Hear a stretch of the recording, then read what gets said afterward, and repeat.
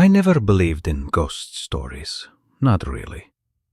Sure, I heard the tales we used to tell each other at sleepovers. Haunted houses, cursed dolls, faces in mirrors, but I always thought they were just that. Stories. Until last year. Until her. My name doesn't matter. Not anymore. Because after what happened, I stopped being the person I used to be. I stopped sleeping. I stopped looking in mirrors. I haven't seen my own reflection in almost 8 months. It started like most stupid things do, with a dare.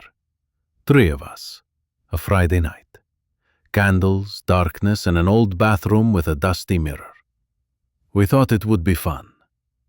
We thought we were in control. We even laughed when the lights flickered. We joked when the door creaked behind us. We didn't leave when the air turned cold and heavy, like something was breathing down our necks. If only we had. But it's too late for that now. And if you're watching this, if you're listening, don't say her name. Don't even think it, because once she hears you, once she knows you're looking for her, she never forgets your face. They called her Bloody Mary. Some say she was a witch. Others say a grieving mother who lost her child and went mad. There are a dozen stories, all different, all terrifying. One version says she was tortured, burned alive, her eyes gouged out. Another says she drowned herself in a lake and now searches for a face to replace the one she lost. But they all agree on one thing. If you stand in front of a mirror, in the dark, and say her name 3 times, Bloody Mary, Bloody Mary, Bloody Mary, she comes for you. They say she appears behind you, sometimes in the mirror, sometimes right there in the room. You might see her face, pale, twisted, bleeding. You might hear her whisper your name. And if she chooses you, you don't get to walk away. We thought it was just an urban legend, one of those stories meant to scare kids at sleepovers. And honestly, part of me still thought it was fake, even as I stood in that bathroom, holding a candle, daring her to show herself. But my friend Mia, she believed. She kept saying we shouldn't do it, that mirrors are gates, windows to something else. She said names have power, that calling something is the same as inviting it. We laughed at her. We called her a coward. Now I wonder if she knew, if she felt it. Because when we said her name, the mirror didn't just reflect us anymore. It looked back. The bathroom was colder than I remembered. We turned off the lights, left only one candle flickering on the sink. Its flames swayed, like it was nervous too. There were 3 of us, me, Mia, and Jordan. We stood shoulder to shoulder, staring into the mirror. The glass was old, speckled with dust and scratches. It felt deeper than it should have, like if I leaned in, I'd fall straight through it. No one spoke for a moment. Then Jordan chuckled, trying to lighten the mood. Well, here we go. Let's wake the dead. He was always like that, the brave one, the stupid one. We all took a deep breath, and together, in shaky unison, we said it. Bloody Mary. The candle flickered. Bloody Mary. A distant creak. Maybe the pipes. Maybe the door shifting. We didn't turn around. Bloody Mary. Silence. The kind of silence that presses on your ears, makes your heart beat louder. We stared at the mirror. At first it was just our reflections, pale, nervous, flickering in the candlelight.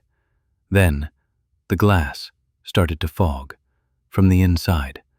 I thought maybe it was our breath, but none of us were breathing. We were frozen. A shape started to form, behind us.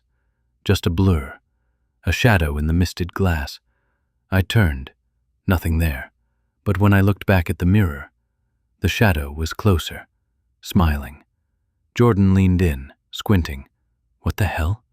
And then the candle blew out. No wind, no movement, just out. We were plunged into darkness. Mia screamed.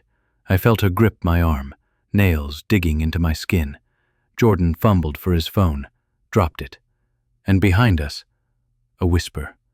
Low, ragged, right at my ear. Found you. I couldn't see anything, just black, and the sound of my own breathing. Fast, shallow, panicked.